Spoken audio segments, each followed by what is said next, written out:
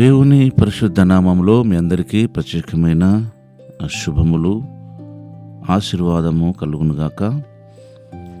ఈరోజు దేవుని మాట, ఈరోజు దేవుని వాక్యము ఇర్మియా ప్రవచన గ్రంథం 1వ అధ్యాయంలో 19వ వాక్య భాగం. వారు నీతో యుద్ధము చేతురు గాని నిన్ను విడిపించుటకు నేను నీకు తోడై ఉన్నందున వారు నీ పైన విజయము పొందజాలరు. ఇదే యెహోవా వాక్కు. వారు నీతో యుద్ధము చేతురు కానీ నిన్ను విడిపించుటకు నేను నీకు తోడై ఉన్నందున వారు నీపై విజయము పొందజాలరు. దేవుడు మన పక్షమున వాజ్యము అలాగనే యుద్ధము చేయవాడు. కొన్ని సందర్భాలలో, కొన్ని పరిస్థితులలో దేవుడు మనతో యుద్ధం చేయిస్తాడు. కొన్ని సందర్భాలలో, కొన్ని విషయాలలో మనం యుద్ధం చేయవలసిన పని ఉండదు, కానీ ఆ దేవాది దేవుడే మన పక్షమున యుద్ధము చేయిస్తాడు. యుద్ధము యెహోవాది. ఈ విషయాన్ని మనం గుర్తుంచుకోవాలి. మన ఆత్మీయ జీవితంలో ఆ దేవాది దేవుడు మనందరి పట్ల ఒక బాధ్యత కలిగిన దేవుడై ఉన్నాడు. రెస్పాన్సిబిలిటీ కలిగిన వాడు, ఆయన బాధ్యత కలిగిన వాడు. మన భూత వర్తమాన భవిష్యత్తు కాలంలో ఏమి జరుగునో మన విషయంలో తెలిసిన దేవుడై ఉండి మన పట్ల ఆయన కార్యములు చేయగలవాడై ఉన్నాడు. దావీదుతో ఉండి తన యుద్ధములన్నీ జరిగించిన దేవుడు మనతో ఉండి మన యుద్ధములన్నీ జరిగించేవాడై ఉన్నాడు. కనుక మన యుద్ధం దేవునిదే. కానీ మనం ఎవరితో యుద్ధం చేస్తున్నామో, మనం యుద్ధము చేయవలసిన పర్సన్ ఎవరు, అది మనకు తెలియదు. మనం యుద్ధం చేసే పర్సన్ మన శత్రువు అయిన సాతానుడు. ఇది గమనించాలి మనం. ఇది కామన్ విషయమే అందరికీ. కానీ ప్రాక్టికల్గా వచ్చేసరికి మనం యుద్ధం ఎవరితో చేస్తున్నామంటే మన తోటి సహోదరునితో చేస్తున్నాం. మన తోటి సహోదరునితో చేస్తున్నాం. అది సబబు కాదు, సరైనది కూడా కాదు.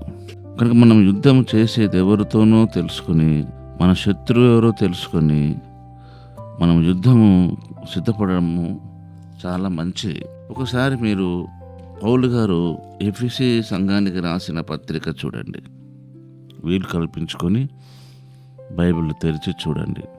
ఎఫెసీ పత్రిక 6వ అధ్యాయంలో దాదాపుగా 10వ వాక్యం నుంచి గమనిస్తే, తుదకు ప్రభు యొక్క మహాశక్తిని బట్టి ఆయన యందు బలవంతులై ఉండండి. మీరు అపవాది తంత్రములను ఎదిరించుటకు శక్తిమంతులగునట్లు దేవుడిచ్చు సర్వాంగ కవచమును ధరించుకోండి.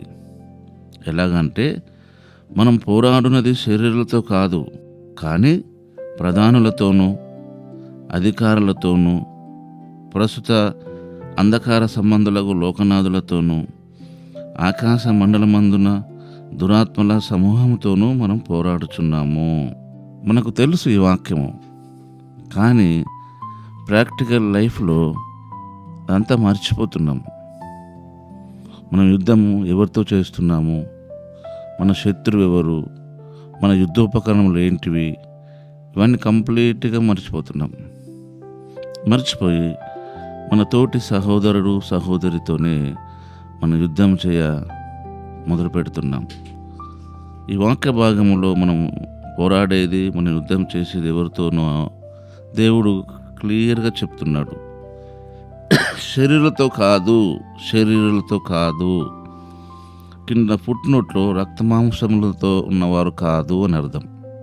కానీ ప్రధానులతోనూ అధికారులతోనూ ప్రస్తుత అంధకార సంబంధులకు లోకనాథులతోనూ ఆకాశ మండలమందున దురాత్మల సమూహములతోనూ పోరాడుచున్నాం. అంటే మరి ప్రధానులు మనుషులే కదా, అధికారులు మనుషులే కదా. ఇద్దరు ఈ కేటగిరీకి సంబంధించిన ప్రధానులైన అధికారులైన మనుషులే. ప్రస్తుత అంధకార సంబంధులకు లోకనాథులతోనూ అని రాయబడ్డది. అంధకార సంబంధులకు లోకనాథులతోనూ అని రాయబడ్డది. వాడేమన్నా మెడలో బోడేసుకుంటాడా, నేను లోకనాథులతోనని, అంధకార సంబంధులకు లోకనాథునని బోడేసుకుంటాడు వాడు? వేసుకోడు కదా. అది కూడా గమనించాలి మనం. ఇంకేం రాయబడ్డది? ఆకాశ మండలం అందున దురాత్మల సమూహంతోను. ఇది చాలా క్రిటికల్ మనకి. చూస్తున్న మన సహోదరునిలోని అపవాది దుష్టిని కార్యాలే గమనించకుండా ఉంటే ఈ అంధకార సంబంధమగు ఆకాశ మండలం అందున దురాత్మల సమూహం ఎలా గుర్తుపట్టగలం? కనుక ఈ విషయంలో మనం చాలా సీరియస్గా ఆలోచించాలి. ఆకాశ మండలం అందున్న దురాత్మల సమూహం. ఆకాశ మండలం అంటే ఆకాశ మండలంలో ఉండవు, అవి భూమి మీద తిరుగుతూ ఉంటాయి. యోబు గురించి ఎలాగైతే సాతాను నువ్వు ఎక్కడి నుంచి వస్తున్నావు అంటే, నేను భూమి మీద అటు ఇటు తిరుగుతూ అని చెప్పిండు వాడు. కనుక ఆకాశ మండలం అంటే కేవలం ఆకాశంలోనే ఉండడు వాడు. ఆకాశంలో ఉంటూనే వాని కార్యకలాపాలన్నీ కొనసాగిస్తూ ఉంటాడు.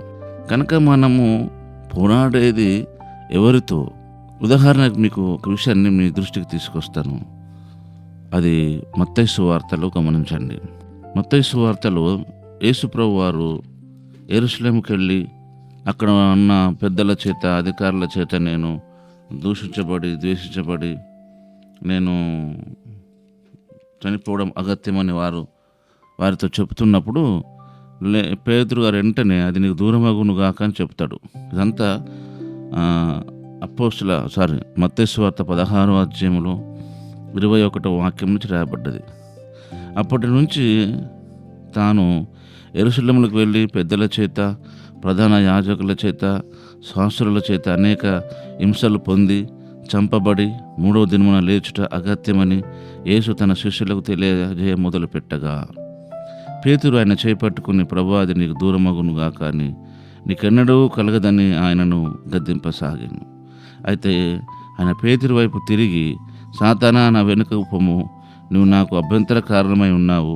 నువ్వు మనుషుల సంగతులనే తలంచున్నావు కానీ దేవుని సంగతులను తలంచకున్నావు అని పేతురుతో చెప్పాను. ఇక్కడ పేతురులోని సాతానుతో దేవుడు మాట్లాడుతున్నాడు. పేతురుతో మాట్లాడి పేతురులోని సాతానుతో మాట్లాడేది గద్దిస్తున్నాడు. గమనించండి. పేతురు కాదు దేవునికి శత్రువు, పేతురులోని సాతాను శత్రువు.